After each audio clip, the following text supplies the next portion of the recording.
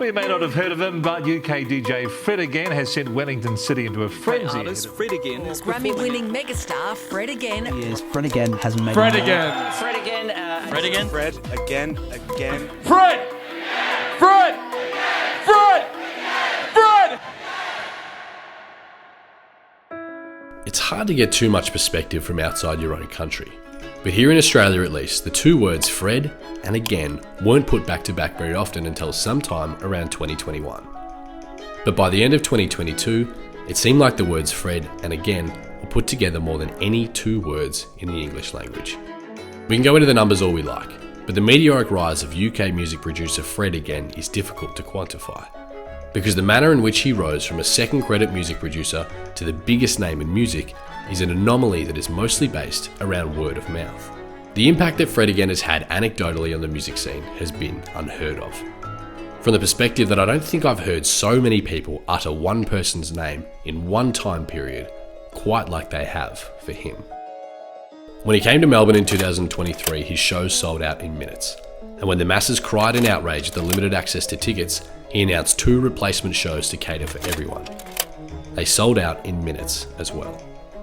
The world-famous Sydney Opera House said that Fred Again set the record for the largest on-sale demand they've ever had.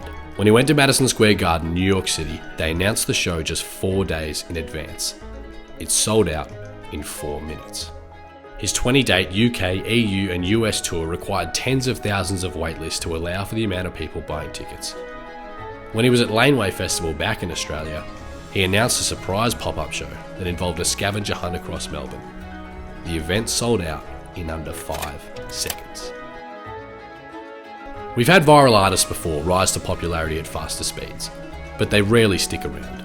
We've had global superstars that have attracted more fans to shows and drive high ticketing demand, but they're often slow burns that have been around for a long time. It's hard to find someone that blended the speed, popularity, and has also held their place quite like Fred Again. So it might have you thinking, how did he come from nowhere and become a mainstay in the modern music industry? And the answer is that he most certainly did not come from nowhere.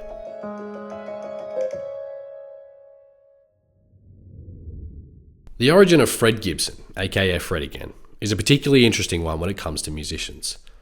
Unlike the rough and ready east and west coast of the States or the vast expanse of Tennessee, Fred Again was born in Balham, South London, into quite a ridiculous family tree. His father was a King's Council barrister, his grandfather a knight commander. His great-grandmother married a viscount, and the creator of James Bond fits in there somewhere as well. Fred's heritage extends through earls and dukes on all sides. He was educated at the prestigious Marlborough College in Wiltshire and then Trinity College in music. Unlike some artists, music wasn't an escape from life for Fred, but rather an expectation that blossomed into a fascination, and it was always going to be his career.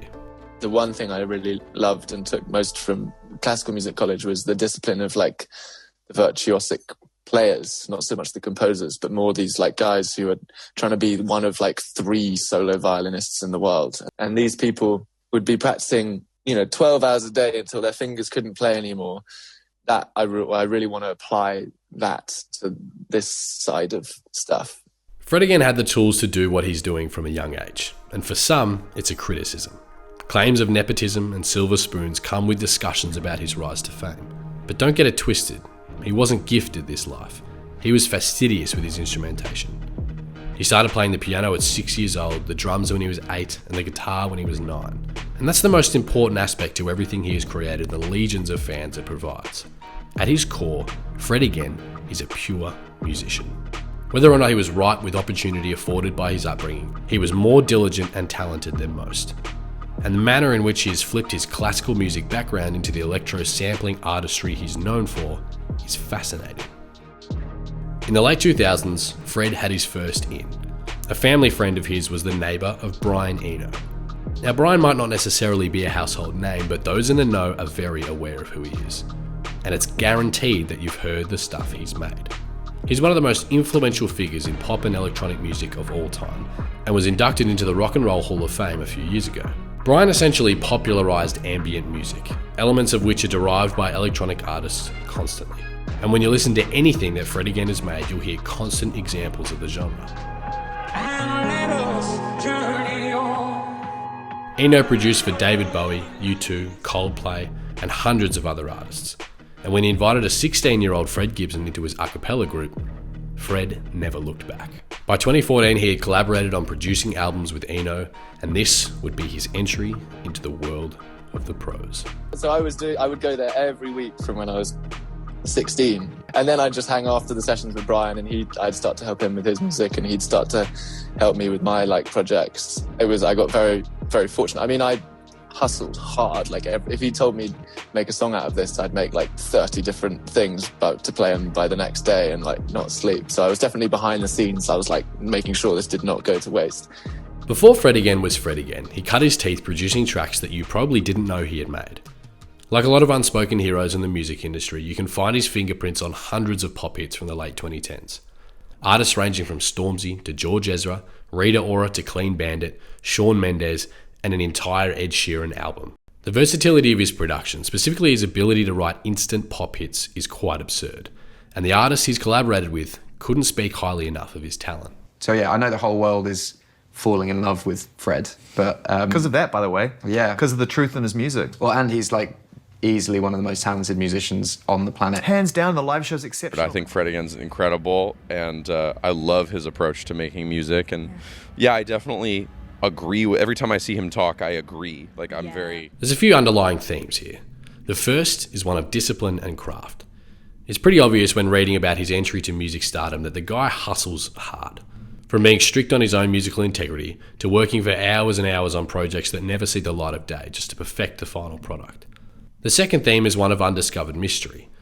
Because before we can get into why his music is so captivating, it's important to understand that Fred Again was quietly in front of us the entire time, producing songs we've listened to millions of times. So where did the transition from writing and producing for others into the cult figure we know now come from? We've got the context, but that doesn't help with understanding his meteoric rise to popularity. And that started somewhere around 2020. Fred Gibson launched his career to stardom by doing something extremely clever. He found an angle, a hook to create his music that separated him from most other artists in the mainstream. Enter actual life. He'd been making music of his own the entire time he'd been producing, but the actual life series was revolutionary. The concept is pretty simple. He takes samples of people talking, whether in conversation with him, we gonna make it through, all the way, or from videos he finds, I found you beautiful, shaved head, Kevlar, and uses the samples as through lines in his impeccably crafted dance tracks. This tactic creates what could be best described as a cinematic effect to his music. Now, this isn't new. Combining spoken word and sampling real life into music is not Fred Again's thing to claim, but the music that dominated the charts and the festival lineups in 2020 and 2021 was very samey.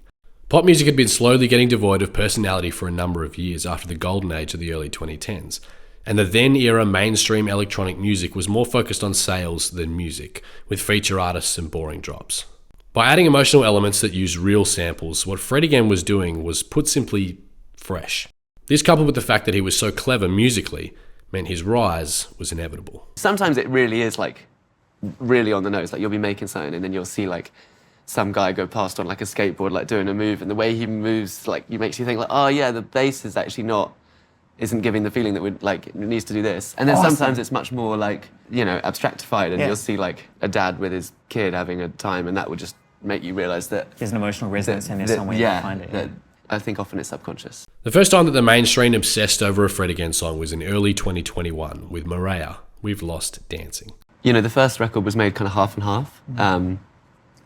It was kind of the first half, I made about half of it before we went in lockdown, half of it after.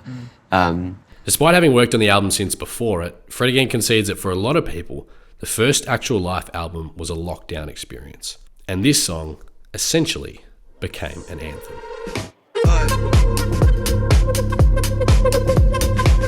He constantly talks about how he does his best work whilst on the move, making songs outside rather than in a studio. This is where his vision marries up well with what the general public desired at the time. In response to the global pandemic that began in 2020, the populace was grappling with the sadness and anguish the lockdowns had caused, whilst attempting to look forward simultaneously. The style that Fred Again encapsulated even before COVID was perfectly aligned with this sentiment. And unlike everything else that came out of the pandemic, his music wasn't just happy or sad. It was both. The samples he chose, the keys he worked in, he was able to create music that reflected and also anticipated what was to come. And the timing of the release of his first full-scale album, Actual Life, could not have been more perfect. The ambient tones that are littered throughout are drawn heavily off the influence of Brian Eno, and even though music like this has existed for a long time, to the mainstream, it was brand new. For most, the combination of drum machines and real piano, vocal samples with synths and heavy bass, and classical music ambient tropes packaged in a calm yet somehow house form was new. They hadn't heard it before in the way that he did it. For some, the less plastic production and real-world iPhone samples may be a gimmick, but in the midst of industry plants, corporate labels, and streaming takeovers, it's undeniably refreshing. It also massively helped that Fred again had made so many industry friends that were willing to share and push his work to the forefront, rewarding for the efforts he had made producing for them for years. As a result of the pandemic, Fred again's rise to fame appeared as instantaneous to him as it did to us. His very first live show at All Points East was in front of 10,000 people. Guys, I am spun all the way out. We put out the first Actual Life record almost exactly a year ago today. And it is the honour of my life to be able to play it for you all, for real. Thank you so much. And then people do what they do, and Fred was lucky to get on the end of an exponential curve of buzz around his name. The more people that talked about him, the more people talked about him. His sequel to Actual Life, aptly named Actual Life 2, was not as successful as the first album, but in mid-2022 he would embark on a live show that would send his career skyward.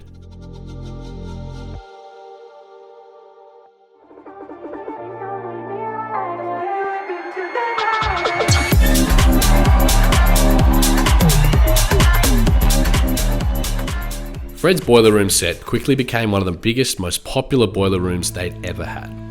The set currently has over 30 million views on YouTube, and it took him from being acknowledged by the EDM scene to being respected by it. He now had allies in the pop world and the ironically more snobby electronic scene. That very month he released his much heavier tracks Jungle and Turn on the Lights, and he had them hooked. Time this with the forward release of the newest singles from his third Actual Life album, and you have a sudden hype culture, the likes of which we have rarely ever seen. By the time Actual Life 3 was released, the numbers spoke for themselves. There were sold out listening parties around the world he wasn't even at. The flash in the pan streaming numbers of Mariah were replicated over and over again. The train could not stop rolling. He's just headlined Coachella, and it looks like he's going to be a mainstay. Growing up with the aristocrat heritage and the connections, it would be easy to brush Fred again off as an industry plant. But he's made it impossible to do that. His ability to extract emotion and give everyone something new and unique is admirable. His diligence, effort level, and talent are enviable. And what shines through, more than anything, is that he is a genuine musician, and he loves every second of what he does. And in a current landscape dominated by viral campaigns, TikTok flashes, and clean, supervised sound, he's exactly what mainstream music desperately needs.